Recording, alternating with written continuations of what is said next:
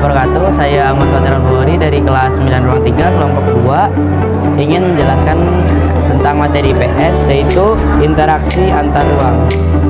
Jadi di materi interaksi antar ruang kali ini saya akan menjelaskan tentang apa itu interaksi antar ruang, contohnya dan dampak positifnya.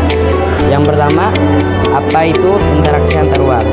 Interaksi antar ruang adalah pergerakan atau pergeseran sesuatu dari suatu wilayah ke wilayah lain, satu dari wilayah asal ke wilayah tujuannya. Yang kedua, contohnya itu ada interaksi antar ruang dapat berupa perdagangan antar wilayah, migrasi penduduk, transmigrasi, dan sebagainya. Yang ketiga, dampaknya yaitu terciptanya hubungan kerjasama yang baik antara masyarakat daerah, dan produk yang dihasilkan suatu daerah dapat dipasarkan ke tempat-tempat sehingga memperoleh keuntungan yang besar. Majunya pembangunan infrastruktur ini merupakan contoh dari interaksi antar ruang. Demikian materi dari saya. Apabila ada yang salah kata, mohon dimaafkan. Materi selanjutnya akan dilanjutkan oleh teman saya. Kondisi geologi Indonesia. Untuk rangkaian penggunaannya sebagian menjadi gunung berarti di sepanjang pulau Sumatera, Jawa, dan Nusa Tenggara. Dampak dari kondisi geologis Indonesia ini yaitu munculnya fenomena di Indonesia. Dampak kondisi geologis. 1. Dampak positif dari kondisi geologis Indonesia, abu gunung berapi dapat mengumpulkan tanah. 2. Dampak negatif dari kondisi geologis Indonesia dan bencana tsunami karena guncangan akibat lembab membuat endapan tanah dasar laut yang menimbulkan gelombang tsunami.